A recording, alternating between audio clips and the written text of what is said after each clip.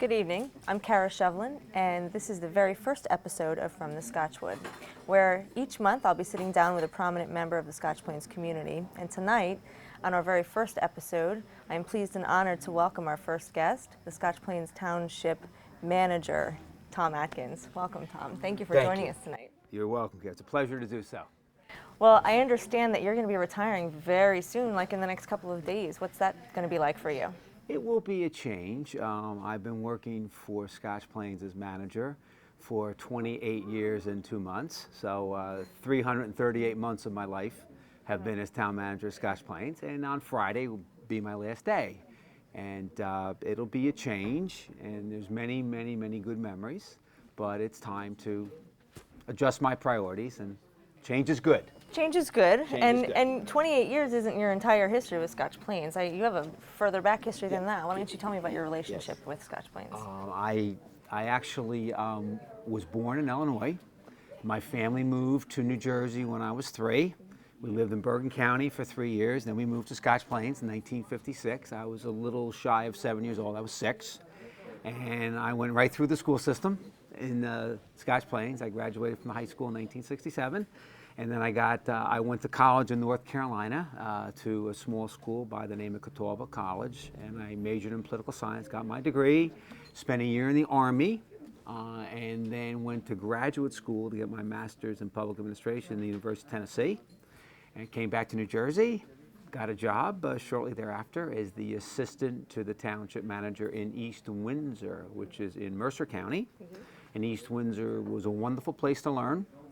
But it was a rough municipal government, a lot of growth issues. They were expanding rapidly. There were sometimes 500 building permits a month being issued, very accelerated growth. And my boss in East Windsor was wonderful. He was a wonderful mentor, Barry Clark. And then I left there after 2 years and 2 months, and I went to Metuchen to become the town administrator of Metuchen, which is my favorite town in New Jersey after Scotch Plains and Fanwood. It was a wonderful community. It was absolutely wonderful. Had a great experience there. Stayed there a little shy of 5 years, and came to Scotch Plains in June of 1980. So that's when I started. And you've been here ever since. I've been here ever since. Now, when you graduate, when you get a master's degree and you said public administration, Yes, right?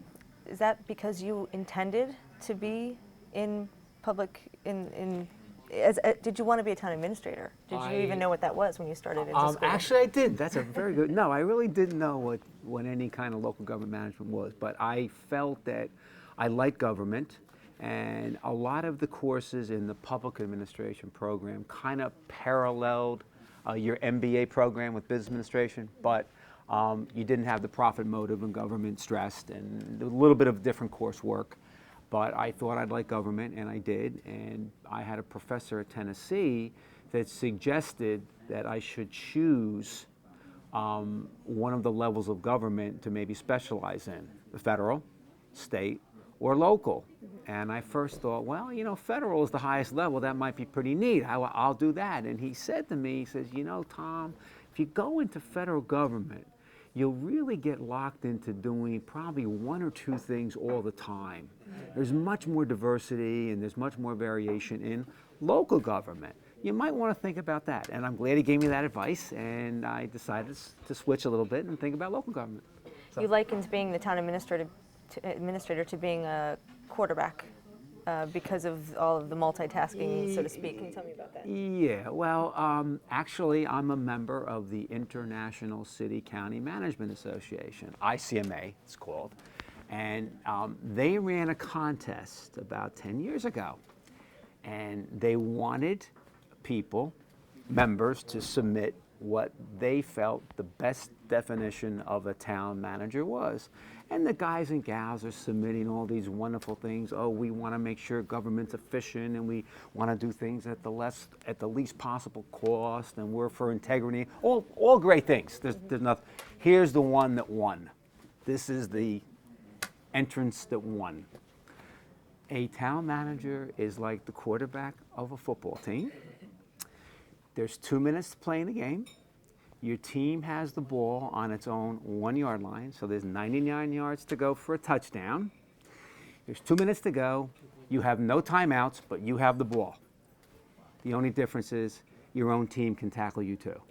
That was the entry that won an international contest because it was so good. It was so good.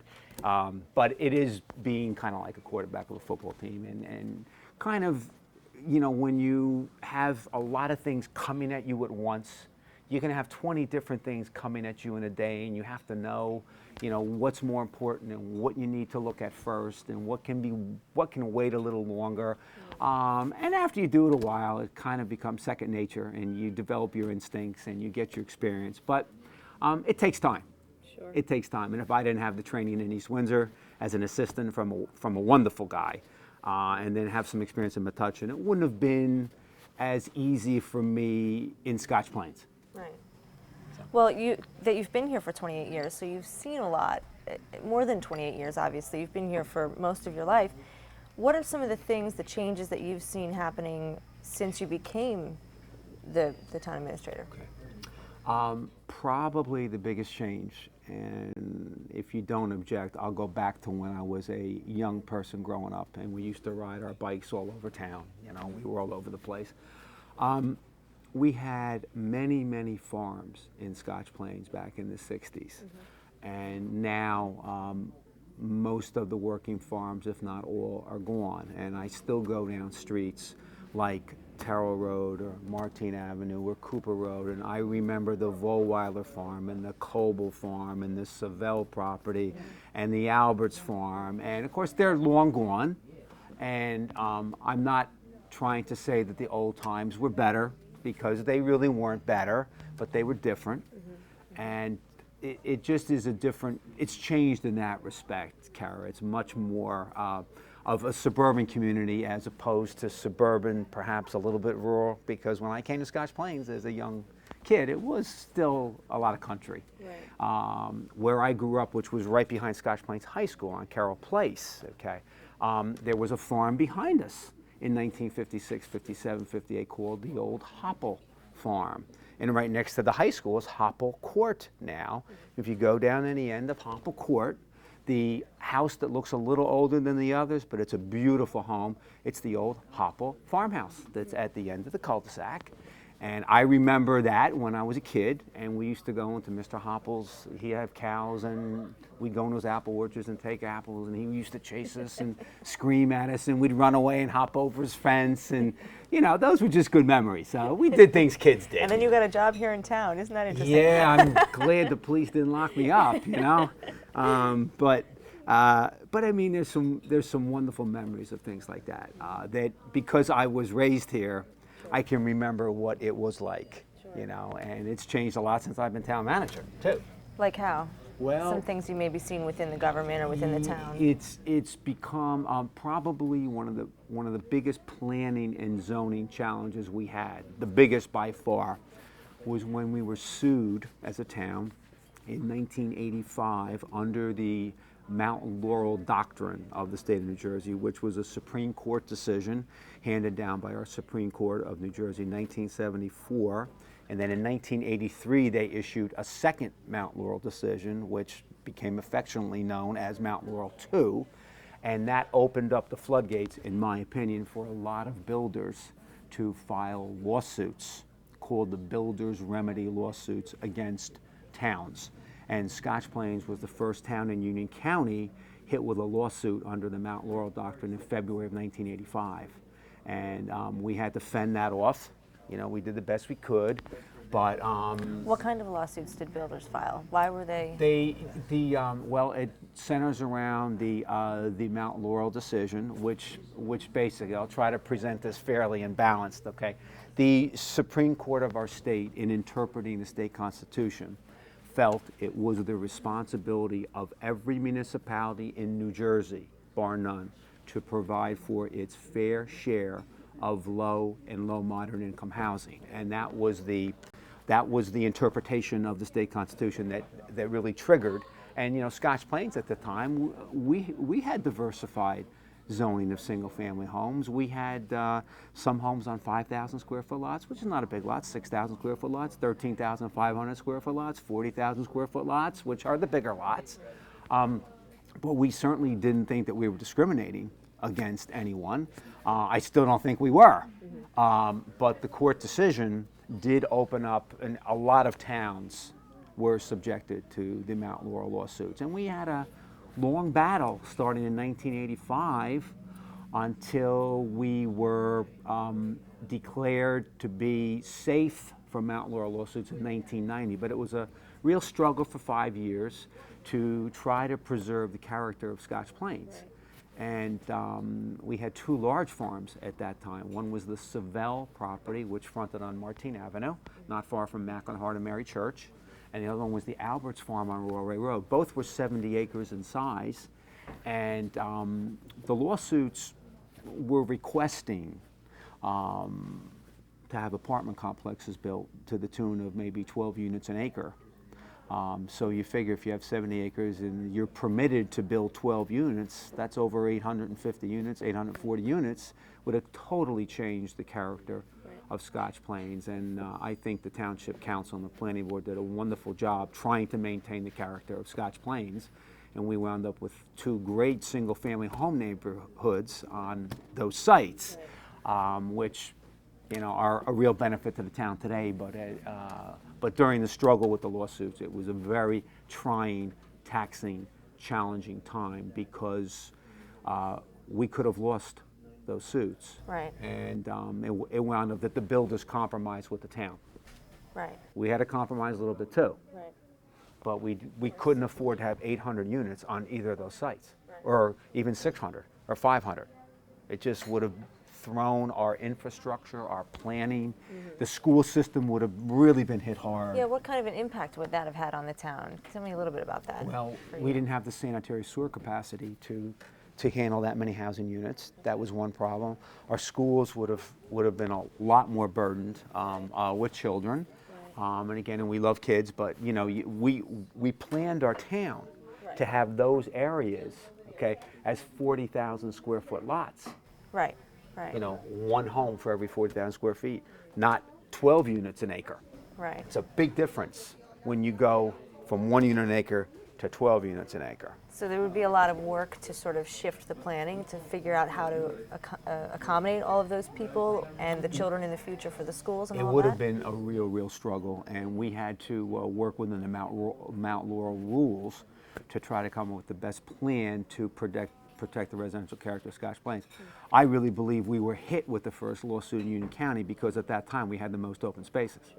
The builders were looking to get a bonanza where they could get it. And it was a very trying time, but very proud of the planning board and the council. They really, and some of the professional staff, they did a great job. So that was a victory, ultimately. In view of what could have happened, absolutely. We got the best possible result. There could have been many worse results than that, by far.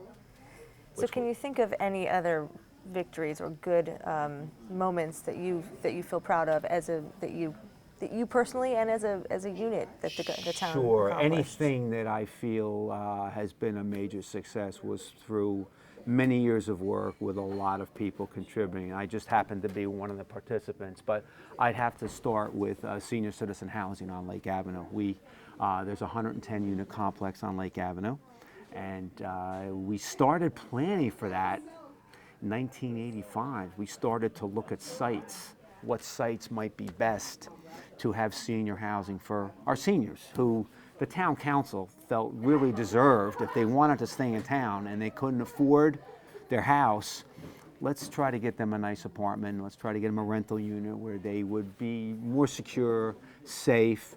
And we studied many sites, and the evaluation of sites and a lot of other factors lasted for years. We started in 1985. In September of 1995, we had our building open, and our first seniors moved in to the complex on Lake Avenue. So that was a very positive achievement that many helped on, but it was a long process. Yeah. I mean, if you were in the private sector and someone said to you, well, we need to get this done, and they said, well, it'll take us 10 years, it may not be viewed that well, but with sometimes with government, it does take time. Right. And maybe sometimes it isn't bad that the formulation of public policy takes time. Because then you're moving a little bit deliberately, you're moving slowly, you're considering everybody's views. And sometimes it works best. I wish some things work faster. Like what? Well, I wish it didn't take 10 years to get senior housing in Scotch Plains. That's an example. I wish we didn't have to fight off the developers on the Mount Laurel doctrine for 5 years because it was a lot of staff time, a lot of costs of engineering and legal to continue to have the town protected so that we weren't. I mean, and things just are not done quickly. But I'd say senior housing, I'm very happy about some of the capital planning that the council has done with help from the staff, with the team. Road work, park development, we've done a lot of road resurfacing and storm sewer work over the years, and that's been great. We didn't have much when I started, and I got a very receptive council in 1983 that recognized if our infrastructure, our sewers, our buildings, our roads, our parks, if the dollar value of all that together is hundreds and hundreds of millions of dollars, we need to make an investment to maintain that. So Right. that was another thing that was great. Shared services we've done a lot with Fanwood and the Board of Education. We've tried to collaborate, we try to cooperate as much as possible with them. That was started, a lot of that started in 2000, the first year that Mayor Marks was mayor. Mm-hmm. There was actually a formal committee established with the Fanwood mayor and with the Board of Education.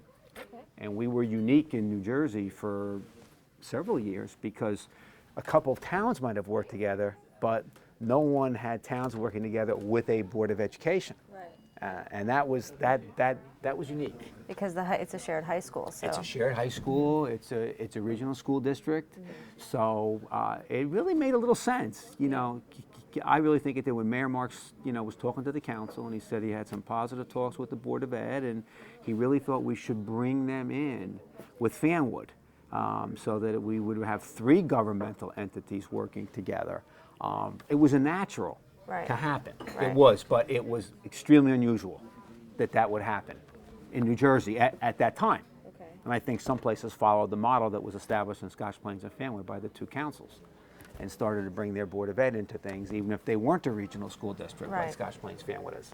So. I'd like to ask you a couple questions about that, but first let's take a quick break. Sure. Maybe get a cup of coffee. Whatever you want, Carol. Okay, we'll be right back. Stick around.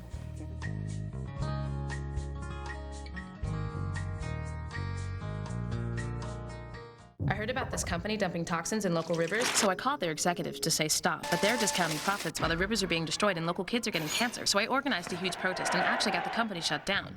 But now half the town's unemployed and the kids are twice as sick because they can't get health care since their parents lost the insurance they had when they worked for the company that dumped all the toxins.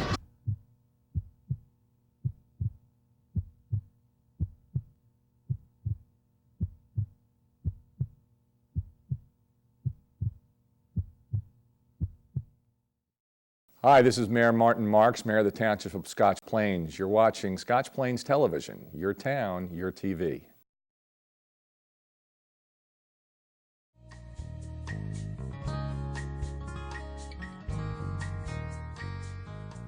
Welcome back. Tom, when we took a break, we were talking a little bit about the shared services between Fanwood and Scotch Plains with the Board of Education. Can you just tell me a little bit more about that? Sure. Back in 2000, the group was officially formalized. There were a lot of relationships between Scotch Plains and Fanwood for years, where the Department of Public Works worked well together, the police worked well together, the fire departments always worked well together through the county mutual aid system. But when the Shared Services Committee was formed, it was more to, okay, what else can we do? What can we do together that's going to cost less money for the taxpayers of the communities and that we can have successes in? And we didn't talk about merging police departments or anything like that. We really discussed, I guess I'll call them smaller successes, but one that was a good success was over at the Park Middle School on Park Avenue. We had 3 athletic fields back there, at the time, back in 2000, 2001.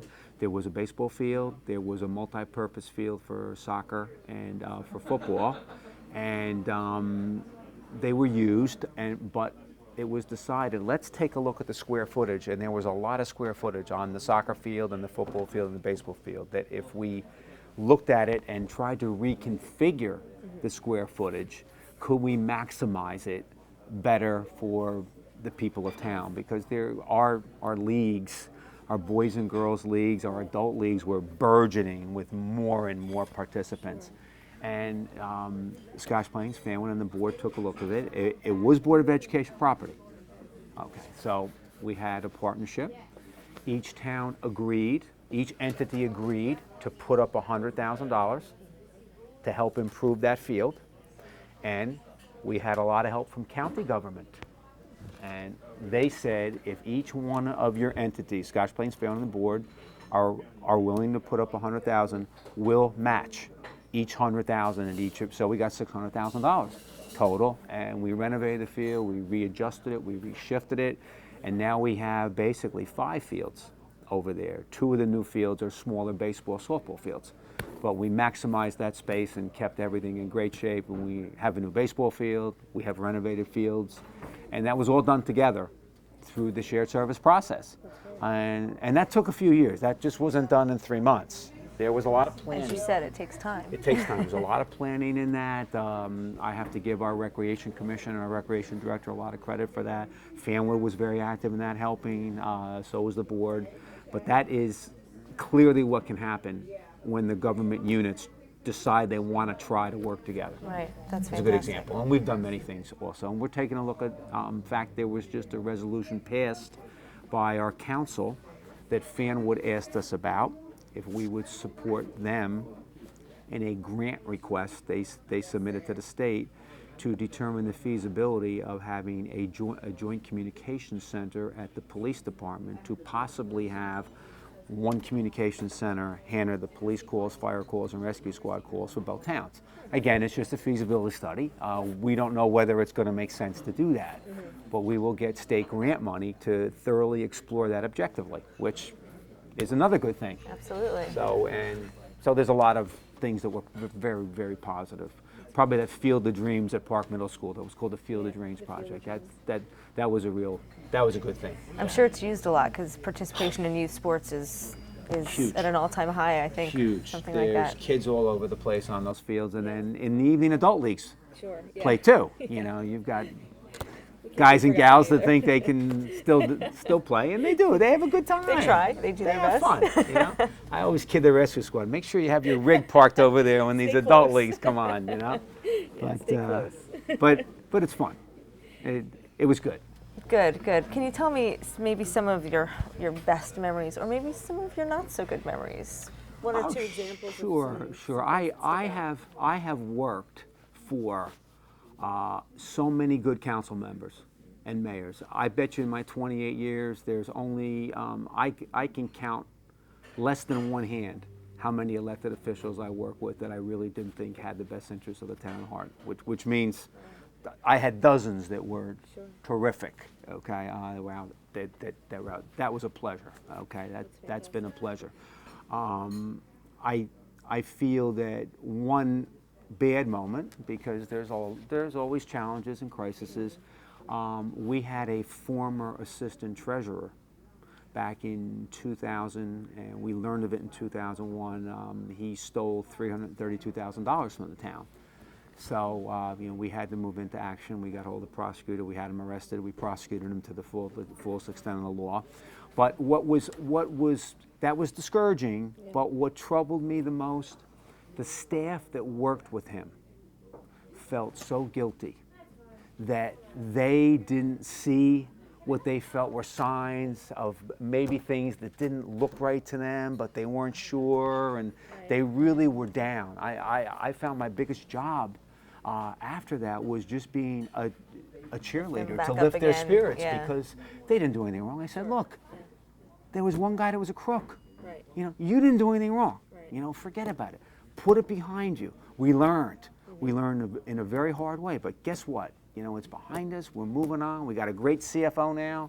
and it's just part of the process. Sure. But I think the most troubling thing to me was how down a lot of them were, and they Yes. really blamed themselves, you know. And but we got through that fine, you know. We made it Yes. through fine. So You did. so but that was a tough time. Yeah. And we've had other challenges along the way, but mostly all really good things, and great people to work with. Yeah. So. So all in all, your experience here has been terrific. Right? Oh, absolutely. Absolutely. Scotch Plains is a wonderful town. I think my successor has a terrific town because the people in it, I truly mean it, we have fantastic people in Scotch Plains. I can count on one hand, or maybe I should say that we have 23,000 people. I can count on two hands, with my two hands, the people that really just might want to cause trouble. The vast majority of them are terrific. They pay their taxes on time. They keep their properties beautiful. They're proud of what they have. That makes it a little easier for us. And they care about, in a lot of parts of town, they care about their neighbors. They really care about their neighbors. And occasionally on a social service problem that we might have encountered, we have a very good relationship with the Scotch Plains Family Ministerial Association, which is a group of the clergy in town. The mayor attends the meetings. I attend the meetings. We have a good relationship with them, so that if we learn of a family that might have a problem, we have found the priests and the rabbis and the ministers to respond or to help, and it's been great. You know, so there's many good things, you know. And you speak with authority not just because of your 28 years on the job and your life of growing up here, but I understand you know the residents of Scotch Plains very well. You ride your bike around, you talk to everybody, you know where people live, and you have this uncanny memory, and some call you the Rain Man of Scotch Plains. Some do, Carrie, yes. Some Why do call they me- do that? Well, And how do you do that? I find as I progress in age that my memory is starting to disappear. But one thing that hasn't disappeared, I can remember fairly well numbers. I can remember things that are kind of related to numbers. So if somebody has a birthday, that kind of sticks in my mind. An address sticks in my mind. A phone number sticks in my mind. All kind of weird things that some people might think, he really couldn't know that. But before I rode my bike all over town, I used to run 40 miles a week until I got old and I really couldn't run that much anymore. So now I take my bike all over. But I have to say, I guess, that it's going to sound a little bit conceited, but I do know every square inch of Scotch Plains. But I do know people. Yeah, I've met a few people in my day, and those are some of my best memories. In fact, when they're planning this retirement dinner for me in September, and they told me some of the people that were going, and I'm thinking to myself, geez, some of these people, or all of them really, I can talk to them about their children, their neighborhoods, where they worked, or and it's just kind of that's neat, you know. That is neat. I tell people Scotch Plains and Fanwood is a community of 30,000 people combined, the two towns. But it's still a very small town. It is. And, It is. and that's a good thing. We mean Yes. that in the best way because people care about each other. Yeah. So, Yeah. So I it's agree. Well, before we close, I'm holding here the Scotch Plains Messenger. yeah, that's our town newsletter. That's Yes. our township newsletter. Yes. Do you know what I'm going to show you? Oh, I hope it's something that's a picture. Oh, Tell me yeah. about these people. Oh, well, that- this person. Okay, all right. She's my favorite. That's my granddaughter, Riley Elizabeth, who turned 2 last week. And she came into our building today just to kind of visit for her last time, at least while I'm manager. I intend to bring her back, but she was talking up a storm, and everybody was getting a kick out of her because she's talking in sentences and, just going on. She's 2. Yeah. She's my sweetheart because I was blessed to have 2 sons, so she was the first little girl in our family. yeah, so And she's the other really one is my most favorite 4-legged sweetheart. That's my boxer Nala, and she's extremely precious to me. She was my present for my 50th birthday, and they gave her to me because my family knew I wanted a dog, and my wife didn't want a dog. It was one of those things. My sons finally convinced my wife you know, Dad's turning 50. He may not be here much longer. All he wants is a dog. Why don't you get him a dog? So my wife finally decided, okay. We had a dog for years, a wire-hair fox terrier that we just loved, and we were devastated when we had to put him to sleep. So it was very hard for us, but I wanted a dog, you know. And so my sons worked on my wife, and we got Nala. You got Nala. My boxer. Awesome. So she's great. So now that you're finishing up Friday, right? Yes. Last day. Wow, that's really fantastic. What are you going to do? Well, we're going to go on vacation for a couple weeks, and then I'll come back, and they have a retirement dinner for me in September, which will be nice. We'll look forward to seeing a lot of people there. I will then probably not do much on the end of October. We have a cruise planned. We're going to go to the Mediterranean for about 10 days, which will be nice. And then in November, December, I will begin some part-time government consulting work for a company in Cranford that's right there. So I intend to do that, see how that goes.